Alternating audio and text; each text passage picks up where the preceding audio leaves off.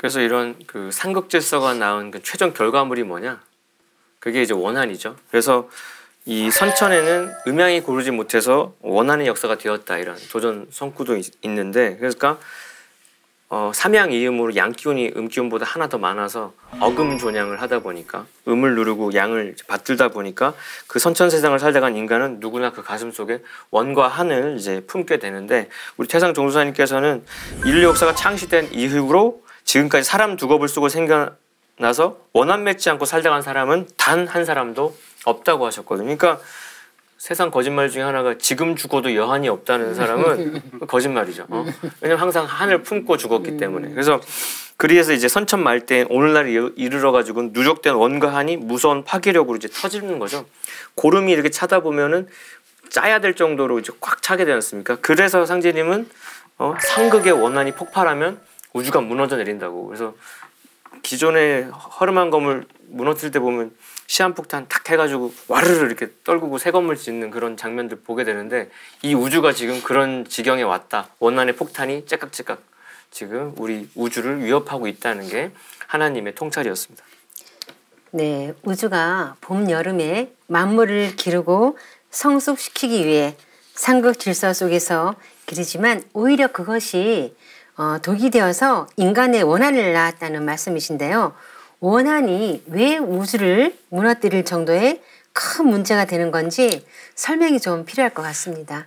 그 원과 한은 원한으로 뭉뚱겨서 볼 게 아니라 나눠서 개별적으로 분석해야 되는데, 원이라는 한자 자체가 토끼가 덫에 걸린 모습이라서 원이라고 하는 것은 남한테 일방적으로 당해서 가슴이 아픈 거예요. 그래서 원통하다고 이렇게 되는 건데요. 그러니까 원은 좀 개별적인 정서고 개인의 삶과 환경에 따라서 내용은 이제 다양하게 오는 거고요. 근데 반면에 한이라고 하는 보편적인 정서입니다. 그래서 그 한이라는 글자가 마음 심자의 동북 간방에, 그래서 간방에 사는 우리 한민족의 정서 자체가 한이거든요. 이거는 역사적으로 켜켜이 쌓여온 게 이제 표출이 그 뭐 융이 말하는 무의식의 이제 발현으로 오게 되는데, 인간이 성숙해 나가는 과정에서 입은 상처가 이제 축적돼 가지고 맺힌 것이 이제 한이 되죠. 그래서 이 원과 한의 문제를 대수롭지 않게 그냥 퉁쳐버리면 큰일 나는 거예요. 인간의 마음을 논하는 데 있어서 원한을 빼고는 얘기할 게 없거든요. 그래서 상극지서 속에서 파생된 인간과 신명의 원한이 이 모든 비극의 원인이 되기 때문에, 우리가 지금 책상 위에 철가루가 있다고 하면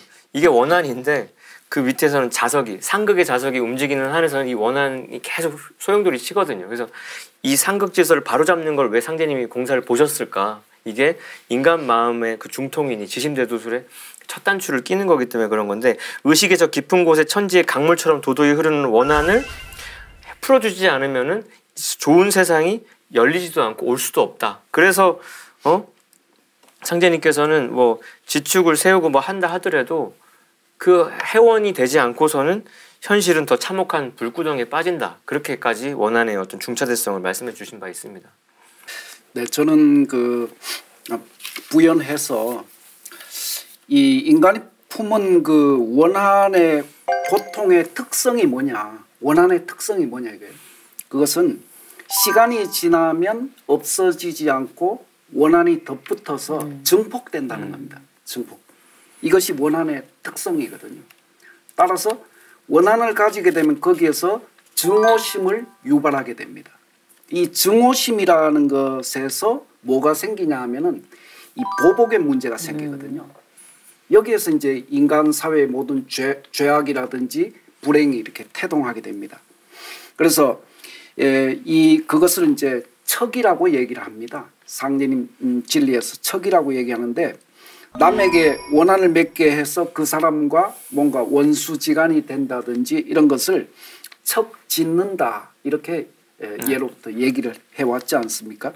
그래서 이 선천은 아까 읽으신 말씀에, 태상종사님 말씀에서 한 사람도 원한을 갖지 않고 이렇게 죽은 사람은 없다 이거예요. 그래서 선천의 역사는 그런 원한들로 인해 가지고 선천 역사는 악척의 그런 역사가 되는 거죠. 그 다음에 피해 역사가 되고 그 원한의 보복의 역사가 되고 저주의 역사가 되었던 것입니다. 이걸 이제 그 척의 문제가 우리들 현실하고 어떤 관계가 있느냐, 조금 전에 이제 그 사회자님 질문하시는 것이 원한이 왜 이토록 우주를 무너뜨릴 정도로 큰 문제냐 이 문제 아닙니까, 그렇죠? 그렇죠. 그래서 이런 문제를 이 예에서 이해할 수 있으리라고 보는데 어느 정도 이 조선조 7대 임금님이 세조 임금님인데 세조가 이제 그 즉위할 때는 이제 어린 조카인 단종을 몰아내고 거기에 이렇게 즉위를 합니다. 그러면서 이제 단종은 그 사약을 내려서 이제 영월 땅에다가 이제 강변에 이렇게 버리게 했죠. 그러니까 이렇게 아들이 이제 뭔가 그렇게 처참하게 이렇게 죽은 상황에서 그 단종의 어머니인 현덕 왕후가 그게 이제 한이 된 거예요. 한이 되어서 세조가 이제 졸고 있을 때 꿈에 나타나 가지고 세조한테 침을 뱉은 거예요.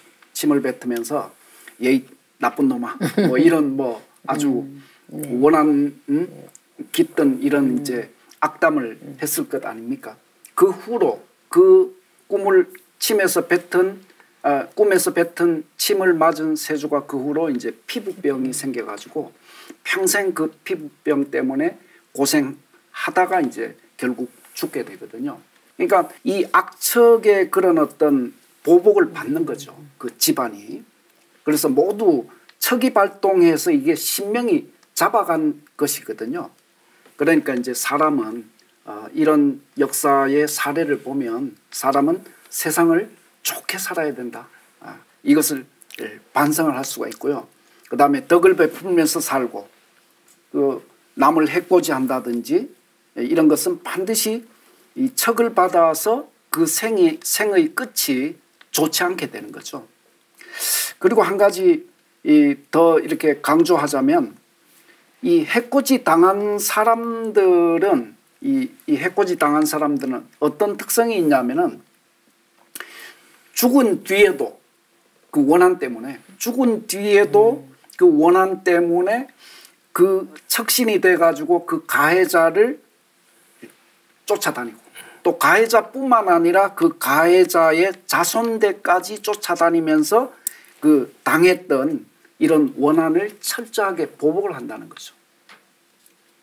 그래서 상제님께서는 척이 없어야 사람들은 행복하게 잘 산다. 이런 말씀, 예를 들면 이제 상제님 2편 103장에 있는 말씀 보면 상말에 무척 잘 산다 이르나니 척이 없어야 잘 산다는 말이니라 이런 말씀을 하셨거든요.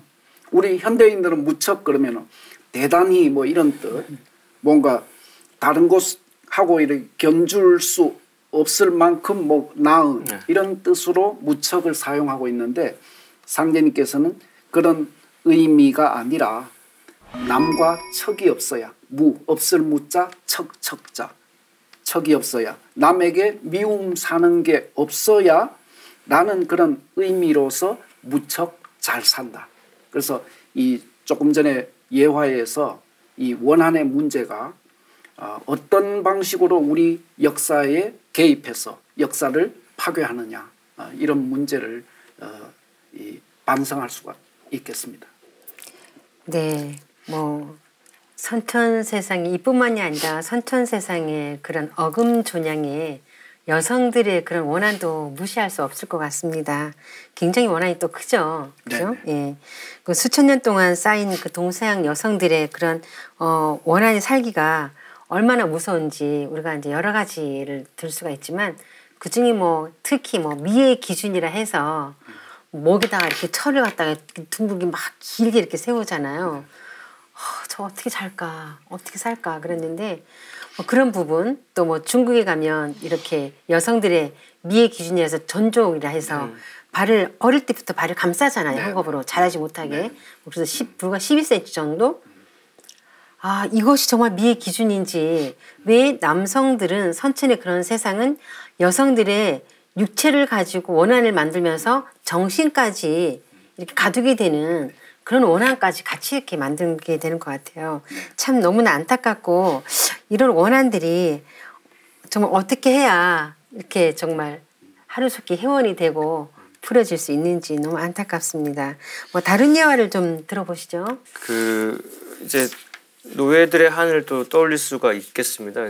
대표적으로 흑인 노예들이죠. 그래서 동서양의 역사는 피지배자들이 약자들이 약육강식 그렇게 억눌렸던 역사였고 16세기로부터 한 300여 년 동안 노예로 살았던 흑인들의 원한도 만만치 않게 큰데 느닷없이 가족들하고 잘 살다가 갑자기 이제 인간 사냥꾼들에 의해서 손발이 조세가 채워지고 코가 꿰뚫린 채로 유럽이랑 아메리카 대륙으로 이제 팔려가게 되는데 거기 영화 아미스타드 같은 거 보면은 백인 노예상들이 흑인들을 태워 가다가 이제 병이 들면 바다에 그냥 바로 던져버리고 또 아까 그 어떤 항거하는 사람들은 본보기가 돼야 되니까 배반하게 되면 귀에다가 말뚝을 박아가지고 이렇게 처단을 하는 모습들도 있었죠. 그래서 선천의 그냥 지배자가 아닌 백성들의 삶이라는 게 그냥 노예예요. 우리나라도 조선조 때 이렇게 반상의 구별이 좀 엄격해가지고 양반들은 세금도 안 내고 노역도 안 하고 그냥 백성들이 내는 세금으로 먹고 살았고 그래서 백성과 노비들은 군포를 대신 막 내야 되지 않습니까? 그래서